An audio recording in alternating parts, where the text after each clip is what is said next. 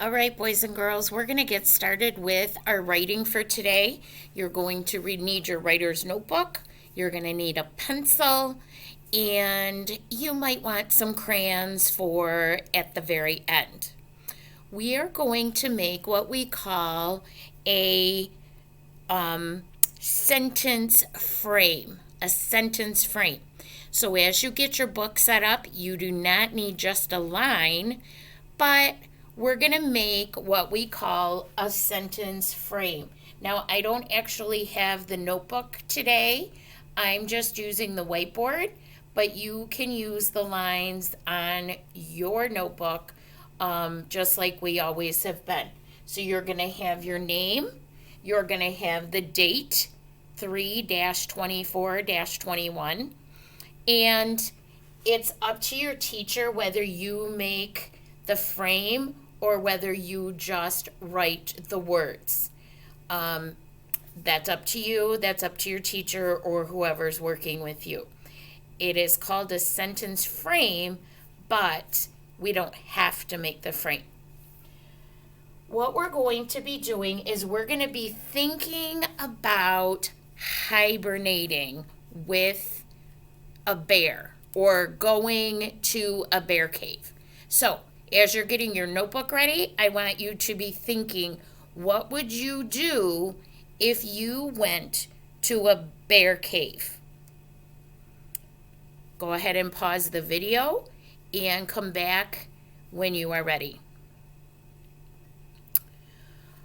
All right, so our sentence is going to have 1, 2, 3, 4, 5 words in it. We're going to wait. You don't need to write this in right now, but we will be using that word in a few minutes. The first word you're going to write is your name. So is yours going to match mine? Nope. Is mine going to match yours? Nope. Is it going to match your neighbor's? Not unless you share a name, right? So that's the first thing you do. Nice and neatly on the line, whatever line you have, you're going to write your name. Remember, we capitalize our name. We're important. So mine starts with Miss Dillon. Now, what would I do if I went and visited a bear cave? Well, we know that it would be a good place to hibernate, right? If it was wintertime, we would want to hibernate, wouldn't we? Now, are our bodies able to hibernate? No, we can't, but it's nice to think about for a story. What else could you do if you went to a bear cave besides hibernate? What if you went in the summertime? What do you think it would feel like? It would be cool because the sun doesn't get it and it's made out of rock. So it would be cool. It might be wet, like moist. So it might be kind of damp. Would it be quiet in there? Probably, unless the bears were there, right? So it could be a quiet place. So maybe you could cool down and rest. There's lots of things that you could think about doing if you went to a bear cave. This is what I think I would do. We're going to make it like we're going to go.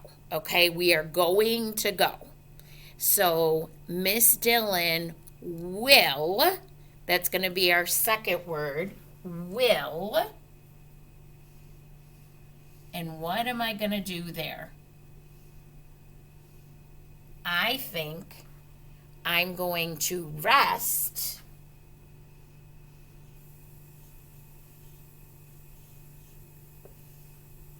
And what usually goes along with rest?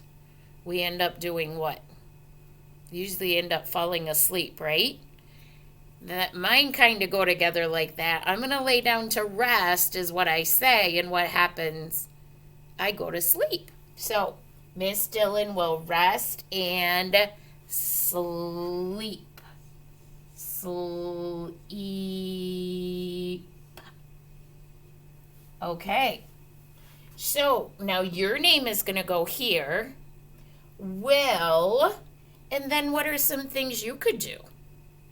I thought about putting rest and read because I like to read when I'm resting, but it might be kind of dark in a cave, right? So what would you like to do? You can be creative. You don't have to, it doesn't have to be real because remember, we're really not going to a cave. But what would be fun for you to do? Miss Dillon will play and eat. Would that make sense? Yep. So you be creative and you come up with the sentence that you want to have. That's the first part of our writing. The other part of our writing today is going to be making a picture of an animal in the snow.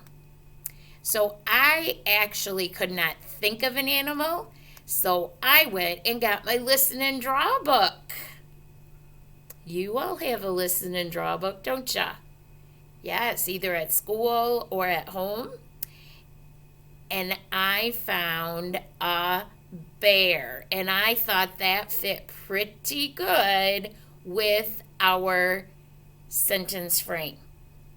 Now, I am picturing you making your bear or whatever you make under your sentence. I am going to actually make mine right here because you'll be able to see it better. So I am really lucky that I found the directions on how to make a bear. Was that kind of sneaky? I couldn't come up with an animal that I could draw, and I'm like, okay, what can I do? And I thought of my listen and draw book. So there you go. So this is what I am going to make. You can make any animal you want that's in the snow, and then you need to label it. So let's see how I do with this because I haven't practiced it. So I'm doing it just like you do, like right now. All right, so I am going to make an oval. And you can do this with me, or you can make one of your own. And then I'm going to make a head. And then I'm going to take this part off. Okay? So I have my head. I have my body. Now I'm going to make a couple of ears. I guess I shouldn't have made a blue bear, should I have? Oopsies. Okay. And a little nose. We're going to give him an eye. And on the end of this, we're going to put a little dot. Okay. So he's sniffing. What do I still need to add? I need to add a tail. And I need to add some feet. So.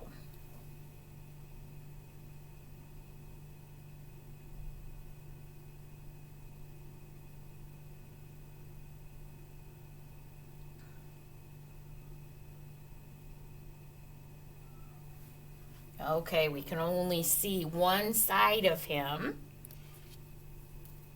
And then you could take your crayon and you could kind of make it look kind of fuzzy, right? Because we know bears have fur. And if you wanted, you could make his other leg right here, right there. Okay, and then I need to label because this definitely does not look very much like the picture, even though I copied it. So I am going to write the word bear.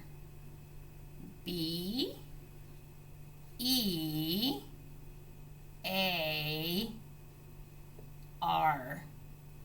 It doesn't sound like that, does it? Sounds like bear. B-A-R-E is kind of how it sounds. But this bear is B-E-A-R. Let's see if my sentence makes sense. Miss Dillon will rest and sleep. And where am I going to be?